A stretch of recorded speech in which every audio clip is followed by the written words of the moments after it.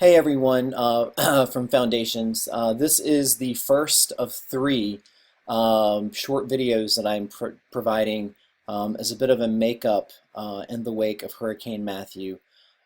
Certainly am so sorry for those of you I know who have been impacted pretty significantly as a result of the storm. Um, and I, certainly understand and am willing to work with you um, to extend or provide opportunities for a little bit more time with respect to getting some stuff in. So I know that there are deadlines that are set for journaling activities this week. And probably we'll just leave those open, but I'm recording this before I actually send it out and the message that I'm going to write, but just um, refer to the written message, and I'll just go ahead and proceed with the video. So, in terms of the practice interviews that you all conducted, here are some feedback that you all shared um, in your journals from last time. And the next video, I'm going to talk about coding. And essentially, what I did in looking at your journals was do some coding here of my own and developing of themes from the different things that you all said. So individual comments would have kind of counted as codes, and what it kind of emerged from that were some themes. And the first theme here, with apologies for the creepy and Gene Wilder, may he rest in peace. The first theme is practice. You all talked about the importance of practice, the practice of reading and asking the interview questions before you go into the interview, and practice in terms of having this notion of self-awareness or the sense of self-awareness. Um, Practice might help you calm down and become more self-aware so that you don't talk too fast, so that you don't, speed up, and by talking too quickly, give the impression, because of your nervousness, that you're in a hurry, which could then have the effect of making the person you're interviewing nervous, but probably more likely making them feel rushed and thereby reducing the quality of information that you receive from them. Um, Self-awareness in terms of being warm and establishing rapport and encouraging response. Um, these interviews are not so much like running down a list of questions as they are trying to have and engage in a conversation with someone with the structure of the protocol that you have. So understanding, how you might establish rapport and what works well for you and what feels natural, how you can be warm and encourage response and conversation with a person in a more formalized way, as it pertains to the interview. But certainly kind of being yourself and being engaging is helpful. Self-awareness in the sense of, in knowing from practice whether or not you tend to daydream and tune out.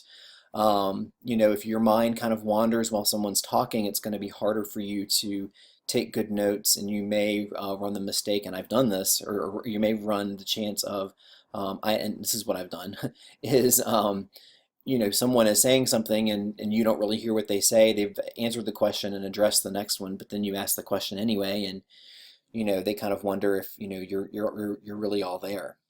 So not letting your mind wander too much. And then the ability to know and to be self-aware to tune out distracting thoughts or other distractions that you might have, how and awareness of your personal filters, the assumptions that you might have coming in, and the way that might influence judgment, and your beliefs, and how that might affect how you perceive the interview going into it. So the ability to be self-aware to tune out those sorts of things. You all also talked quite a bit about the ability to listen completely. And one of you even referenced the quote at the top of the journal page, which I thought was nice, so, which is featured here.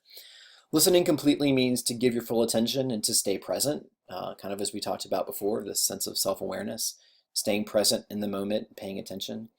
The tone that you have in talking to your participant, being respectful, being encouraging, being, kind of slow and deliberate in what you're trying to say, but also confident. Body language, both your body language as well as the body language of your person. Your body language can communicate whether you're open to hearing what they're saying, your level of interest and engagement, just as their body language can communicate a sense of, this needs to end soon because I've got other things that I want to do, or perhaps a shift in the conversation, that they don't speak, but their body language kind of indicates perhaps maybe they're uncomfortable with something, or they're um, not necessarily happy with a question that was asked, or perhaps maybe the way that they responded. Um, and then listening completely so that you are aware of things that your participant says that might need some further clarification, or things that kind of beg the question, in the sense of begging you to ask another question. If someone says something that might be kind of controversial, or might be kind of a hot topic, or simply is something without much in the way of explanation or definition, it's totally okay, and as a matter of fact you should follow up and ask them to maybe say more about why they think that, or why they feel a certain way, or you know I'm not really sure when you said this, what you meant by that. Could you maybe clarify that a little bit, or define that for me a little bit more? Totally okay to do that.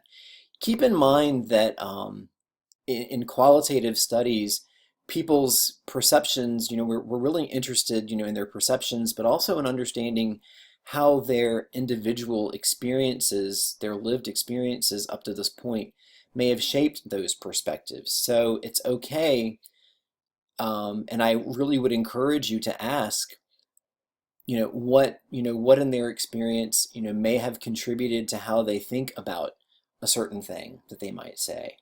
Um, Totally fair game to do that. It's not prying, it's part of the research process. Trust that your participant will tell you what they feel comfortable telling you, and that if something isn't, if they don't feel comfortable, they don't want to answer it, the informed consent form tells them and gives them the right to say, I don't feel comfortable answering that. And it's okay. And you can also, if someone seems like they're struggling and it's because they're not comfortable, you can move on as well, and just kind of let them know, maybe we can come back to that, or, it seems like this isn't something that you want to talk about. Um, Totally okay. I know it might feel a little odd or a little weird, um, but you have the ability to do that. And when you establish rapport in the beginning, it's easier to do that than if you just kind of boom, jump in off the bat without any sort of kind of rapport building, perhaps through small talk, or just kind of trying to set the person you're talking to as well as yourself at ease. And then lastly, the importance of field notes. And so people talked about using field notes to note body language and facial expressions, things that don't show up in an audio recording, but that might be important to note as part of the conversation. My approach to doing field notes is to note more so keywords and phrases that are said beside the question, as opposed to kind of taking lengthy notes and feverishly writing while they're speaking, because it's hard to feverishly write what someone's telling you and listen and really hear it at the same time. And so I find that it's easier and more helpful to note a keyword or phrase of something that sounds interesting, of something that I think might need more clarification by way of a follow-up question, just by doing those keywords and phrases. And again, as I said, these keywords and phrases are great sources for follow-up questions. 2 strategies for follow-up questions. So field notes, as I was just talking about, using those keywords and phrases. You can note things during the interview fairly quickly and in a fairly stress-free, unencumbering sort of manner, that require a little bit more clarification or understanding. And just kind of keep in mind, you're looking for things that might be said that are unclear. Perhaps they offer an opinion that you either don't expect or that's different from your own. Totally fair game to ask why. You don't need to say, well, I don't think that. Why do you think that? But simply, ask, why they might think something, what guides their thinking or their beliefs about a certain thing. an idea or a concept that needs more of the how and why, you want to note that on your field notes. Perhaps they have said something that they've not substantiated or provided evidence for. Maybe they say something that's a little bit unreasonable, or that doesn't quite seem to square with the knowledge that you have. And again, you don't follow up with kind of an accusing question to school them, but simply to kind of say, that's an interesting perspective. Um, you know, why do you think that's so? Or, oh, what an interesting suggestion you have. How do you think that might work in practice? How might, college or university establish a mentoring program for undergraduate students? And then, think about other responses that they've given previously. And that might be a great source of follow-up questions. So, earlier you mentioned, how does this fit with that idea? It's possible that someone could say something that's not congruent with what was said before. And, you don't ask that question as a way of saying, hey, you're flip-flopping, or hey, you know, you're disagreeing with yourself, but you might just kind of say, so you've said this before, and, how do you think, this fits with or squares with that? Um, and, they'll either tell you or they won't, and it'll be okay. The second strategy that I use for follow-up questions is really that of planning in advance. And I mentioned this in the feedback that I gave to several of you in your journals. And what I like to do is to review my questions that I'm asking for the interview, and I pick, a few of them, three, maybe four, that I find kind of most interesting or that might be most compelling for the study. And I kind of game out what possible responses could be. I essentially play this game with myself of if this, then what?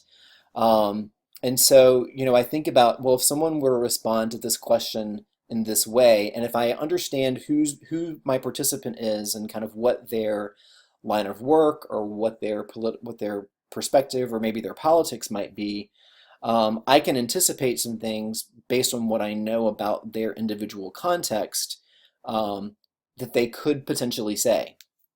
And so, I kind of say, well, they could say something, to address this question, along this line. Here's how I might follow that question up based on what more I might want to know. And it just helps you to kind of think about and to prepare for potential situations or scenarios. It's a bit like role playing, or if you played a sport and you kind of did a little bit of blocking or scrimmaging based on how your opponent might perform. And I'm not trying to suggest that your interview participant is an opponent in any way. But you just kind of try to anticipate some things that people might say, and then what you might ask as a follow-up. So that's another way that I tend to do some of my follow-up questions. And in part, it's just understanding people could then could talk about this one thing. What more would I want to know about that?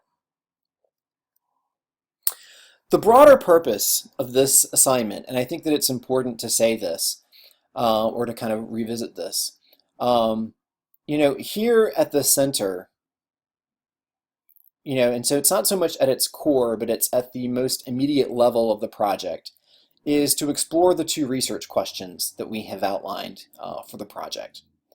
So that's the first thing. More broadly, it's to get you and to help you think about how people are discussing higher education in a contemporary sense, and to connect that with what you've learned about the evolving history of higher education as you think about and reflect on the readings that you have all the way back from the beginning of the course up until really the end of the course. What contemporary and historical issues that you're hearing about in the interviews appear in the text that we've read, and how are these perspectives the same or different? And you'll use that when you kind of discuss your findings, when you explain your findings. And then, broader still, it's this idea of gaining some practical experience, doing some research, specifically doing data collection and analysis of data. These are important experiences to have as you move forward in the master's program, particularly for those of you who will be taking assessment, and for all of you who will be doing the culminating projects that are required. That's it for this video. Thank you.